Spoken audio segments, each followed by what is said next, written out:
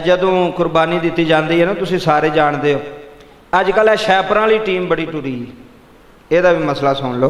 शैपर फड़े ने तो महल्ले च गलियां च जी गोश्त मंगण पे जाते हैं, और मैं चंगे भले बंदे वेखे ने, वो भी टुर पे ने चंगे भले बंदे।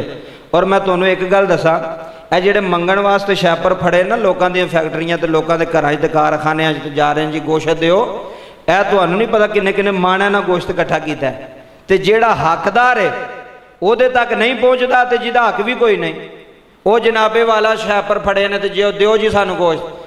ਇਹ ਤਵੱਜੋ ਕਰੋ, शरीयत इस चीज़ तो मना कर दी है भी किसी अगे सवाल ना करो, किसी अगे सवाल यार बंदे की इज्जत होंगी है, कोई बंदे की गैरत होंगी है। एवं शैपर फड़ के तू चौधरियों के बूवे, चौधरी कौन है या फलाना कौन है?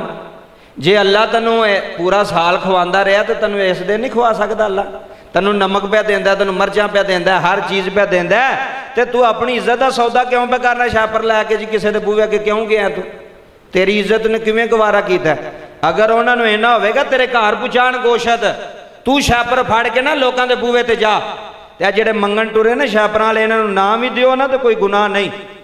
कई बंदे एवं डरते हैं वो यार जे ना दिता तो फिर अगू पता की कहते हैं शैपरां वाले, जिन्ने चंगड़ ने तो जिन्ने दूसरे तीसरे, तुहानूं पता किन्ना किन्ना गोश्त लै जाते इकट्ठा करके, तो महल्ले में जिहड़ा गरीब वो इंज ही रह जाता।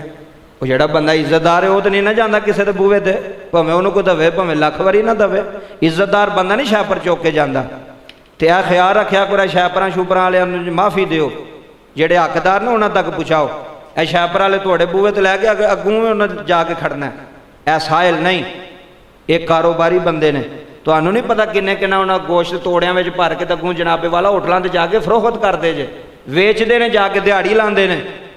इस वास्ते शरीयत इसकी इजाजत नहीं देंदी कि तुसी सवाल करो किसी के अगे जाके। और फिर जे ना दिओ तो फिर अगू पता क्या आंदे, कुरबानी काहदे वास्ते दी सजी? जे गोश्त नहीं सी देना तो फिर जानवर क्यों ज़िबा कीते जे? अगू तनकीद करनगे।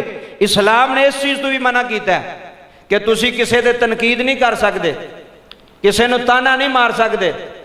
पैसे उहदे लगे ने, उहदी मर्जी, जिन्हों मर्जी देवे। जिस बंदे दे पैसे लगे ने, जिन्हें कुर्बानी दे रहा है, वही मर्जी, अगर वो देंदा ठीक है, नहीं देंदा तो तू कादे ताने पे मारने या कदियां गल्लां पे जी ऐ 3 जानवर 4 कीते ने जी, गोश्त देंदे ने किसी ने। यह भी इस्लाम ने इस चीज़ को मना किया, किसी को तानाज़नी करनी, किसी ते तनकीद करनी। वही मर्जी दवे, वही मर्जी ना दवे। ए शैपरां वाला अगू सालों च वेखो किन्ना काम तुर पैना। माड़िया बंदे तो गोश्त लभना ही नहीं, सारा तो लुट के ना लै जाना है। जेडे माफिया बने माफिया ही जे गोश्त जमा करके वेचण वाले, इन्हां जाके होटलों से सस्ता जाके वेचना, होटलों ने लैना, इदों बाद उन्हें बेपकाने। इस वास्ते ना चीज़ों तो थोड़ा गौर करो। अगर कोई आके तुहानूं जी असीं तुहानूं बददुआ नूं कोई लख वारी बददुआ दे, तेरी एडी दुआ लगती होंदी तो तू बूहियां ते फिरदा हुंदा शैपर लैके। इस वास्ते जेडे हकदार ने उन्हां तक पुछाओ, जेडे बंदे हकदार ने। अगला मसला जो बड़ा जरूरी और आम मसला,